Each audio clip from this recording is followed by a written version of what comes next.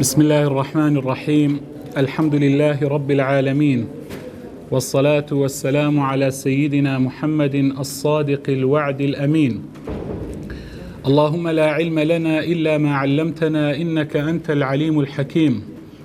اللهم علمنا ما ينفعنا وانفعنا بما علمتنا وزدنا علما، وأرنا الحق حقا وارزقنا اتباعه، وأرنا الباطل باطلا وارزقنا اجتنابه.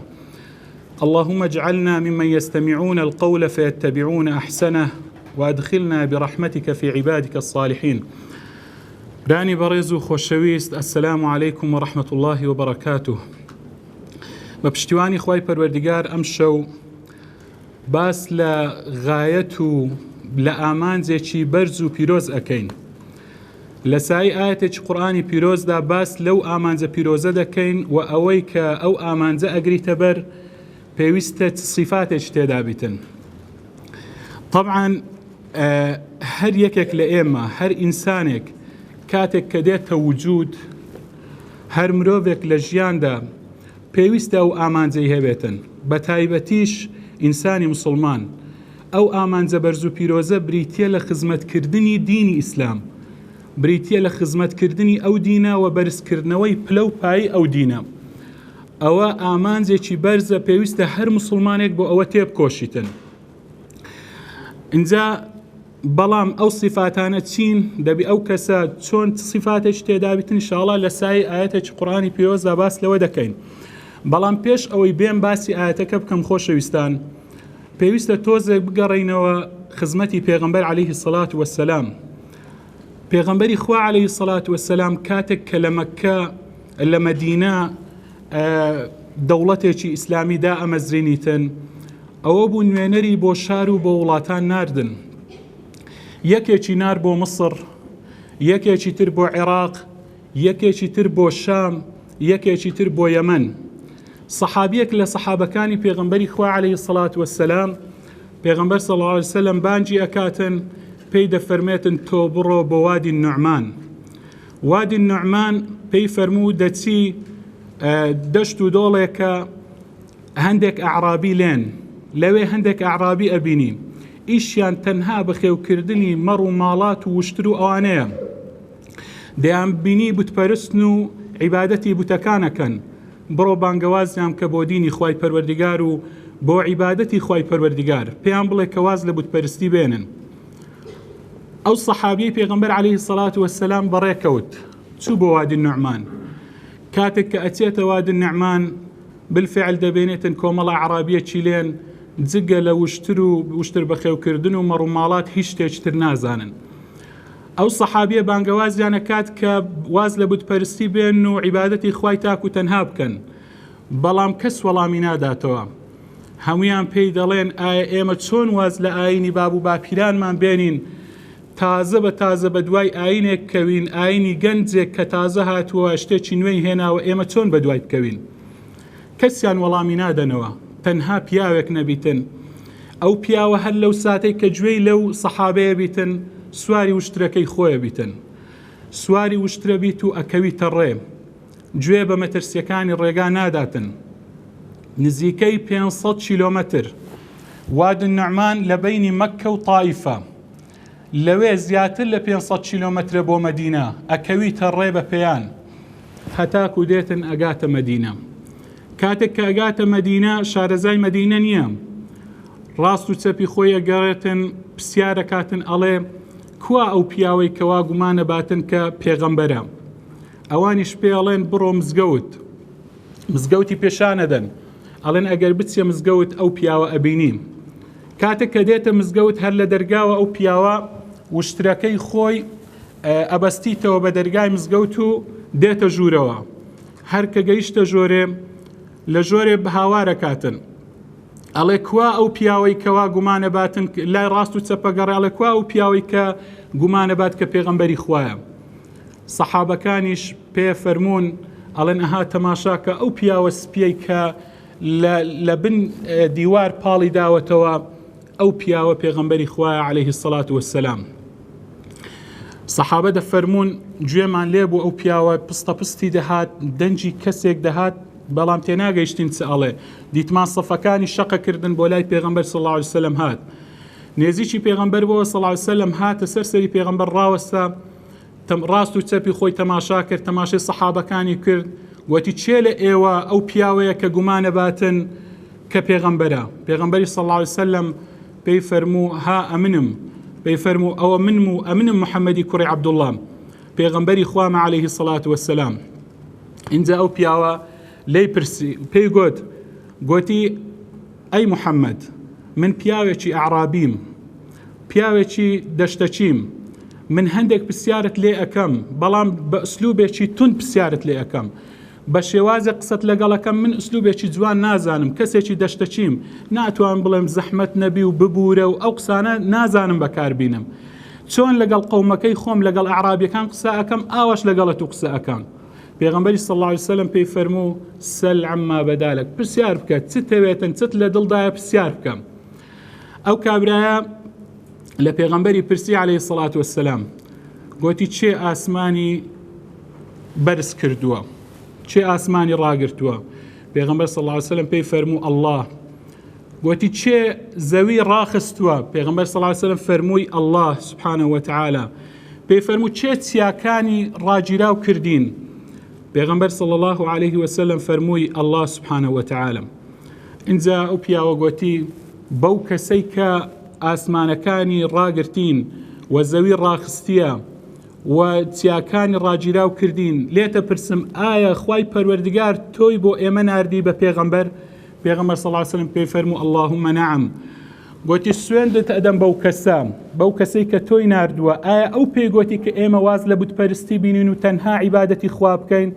گوتی بەڵێ دیسان لێ پرسیەوە سوێندت ئەدەم بە خوای پەروەردگار ئەو پێی فەرمووی کە ئێمە لە شەو ڕۆژەکە 5 نوێژ بکەین گوتی بەڵێ گوتی ئەو پێی گوتی کە ئێمە مانجی ڕەمەزان بە ڕۆژی بووین بەڵێ ئەو پێی گوتوی حەج بکەین ئیدی ئەرکانەکانی ئیسلامی ژماردن و دەفەرمی سەحابی پێغەمبەر صلی الله علیه وسلم دەفەرمی شەرائیعی دینی ژماردن پێغەمبەر صلی الله علیه وسلم جوابی دەداوە دەیگوت بەڵێ دەڵێ ئەو کاتێک کە تەواو بوو گوتی پێغەمبەری خوا عەلەیهی السەڵات وەسسەلام گوتی ئەی پێغەمبەر صلی الله علیه وسلم من خومامی کوڕی ثەعلەبەم نوێنەری قەومەکەی خۆم نوێنەری بەکری کوڕی قەبیلەی بەکری بنی سەعدم هاتووم بۆ لای تۆ ومن شاهدي أدم دلم أشهد أن لا إله إلا الله وأشهد أنك يا محمد رسول الله لو الشهادي هنا وقوتي أي پیغمبري خو عليه الصلاة والسلام والله لو شتيك بيد قتم نزيادي أكم نكمي أكم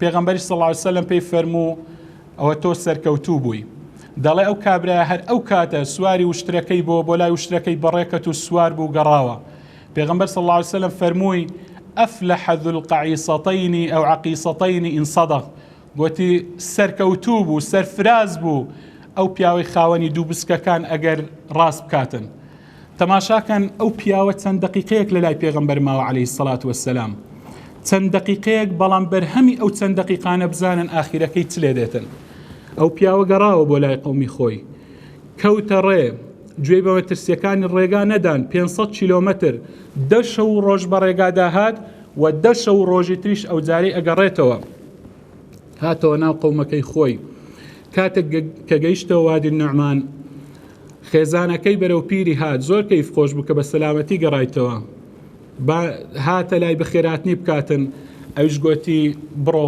دوورکەوە لێم تبا لله والعزى لناوچون بولات عزى برو لێم دوورکەوە جارێک ئەویش گوتی آخر پیاوە کە چۆن وا ئەڵەی تۆ چۆن قسە بە خوایەکانی ئێمە ئەڵەی تۆ ئیمانت بە لات عوزانیە وەڵا شێتەبی گڕوو ئەبی بەڵەکەبی چکە باوەڕیان وابوو کە ئەگەر کەسە قسە بە لات عوزای بڵێتن ئیدی شتێکی بەسەر دێتن ئەویش لەگەڵی بەردەوام بوو هەتا خێزانی ئیمانی هینا پاشان بۆ لای ماڵی بابی چوو بابیشی کە هات گوتی ڕاوەستێ نێزیکم نەکەوی قسەی بەلات و عوزای گوتن ئەویش گوتی چۆن قسە بە دینی باب و باپیران تەڵێ ئیدی پێی گوت ئەویش بە هەمان شێوە مسلمان بوو دەڵێ وەڵڵاهی ڕۆژ ئاوا نەبوو ئەو ڕۆژەی یەک کافرچیە لە وادی نعمان نەما هەر هەمووی لەسەر دەستی ئەو پیاوەی مسلمان بوون خومامەة بن ثەعلەبە چ ماجستێری نەبوون چ دکتۆراشی نەبوو سەدان محازەرات و وتاریشی گوێ لێ نەبوون لەلایەن چ مامۆستایانی ئاینیشی نەخوین چەند دقیقەیەک لە لای پێغەمبەرمان عەلەیهی سەڵات وەسسەلام چەند شتێک لە پێغەمبەر فێر بوو عەلەیهی سەڵات وەسسەلام بەڵام تەماشاکەن چۆن توانی گەل و نەتەوەیەک ئیمان پێبینیتن. پێغەمبەر صلی الله علیه وسلم فەرمی بلغوا عني ولو آية بلغوا عني ولو آية بلغوا تكليفا عني تشريفا ولو آية تخفيفا. ئەگەر ئاەتێک ئەزانن بیگەینن کەواتە گەیاندنی پەیامی خوا پێویستی بەوەی نییە کە ئینسان تەنها ئەرچی زانایان و بانخوازان و مامۆستایانی ئاینی نییە. گەیاندنی پەیامی خوا ئەرچی تاکی ئینسانی مسلمان ئەگەر یەک ئاەتیش بزانی پێویستە بیگەینیم. بۆیە خۆشەویستان بەڵام ئەوەی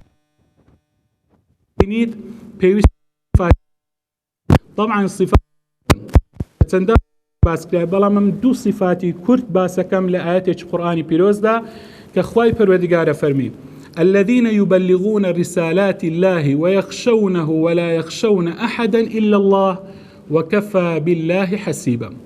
ئەوانەی کە پەیامی خوا ئەگەینن ئەوانەی کە پەیامدارن و پەیامی خوای پەروەردگار ئەگەینن دەبی ئەو دوو صفەتەیان تێدا بیتن.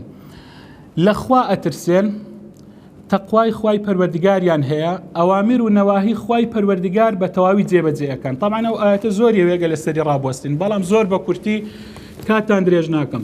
بە کورتی الذين يبلغون رسالات الله ويخشونه لخوا ئەترسێن ولا يخشون أحدا إلا الله لە کەسی تر ناترسێن جگە لە خوا نەبیتن.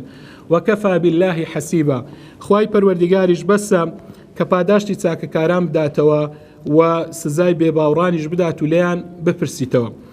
خۆشەویستان ئەوەی کە ئەو کەسەی کە پەیامی خوای پەروەردگارە گەینیتن ئەوەی تەبلیغی ڕیسالەی خوای گەورە ئەکاتن ئینسان ئەگەر جگە لە خوا لە کەسێک بترسێتن لە کەسێکی دیکە بترسێتن نەتیجەکە چە بیتن؟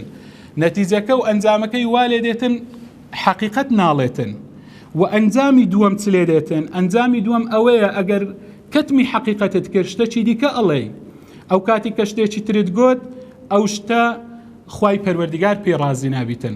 کەواتە ئەوانەی کە پەیامی خوا ئەگەینن لە کەس ناترسێن جگە لە خوای پەروەردگار نەبیتن. ئەو صفەتە بەڕاستی ئەگەر هاتو داعی یان بانخوازی ئیسلامی یان کەسی ئیسلامی ئەگەر لە دەستیدا بەڕاستی پەیامەکەی خۆی لە دەست دەداتن. بۆیە ئەگەر سیارە تەماشاکەین ئەگەر مەچینەی نەبیتن ئیدی سیارەت چەمینێتەوە ئەگەر مەچینەکەی نەما عاتڵ بوو ئیدی پێی ناگوترێتن سیارە. بۆیە ئینسانی مسلمانیش ئەگەر یعنی ئەو ترسەی هەبوو لەبەر غەیری خوای پەروەردگار ترسا لە کەسێشتر حەقیقەتەکە ناڵێ و ئیدی پەیامەکەی کەلچی نامینێتن. تەماشاکەن خوای پەروەردگار بۆ لە قورئان نەیگوت الذين يبلغون رسالات الله نەیفەرموو يصدقون یان يصلون یان يصومون.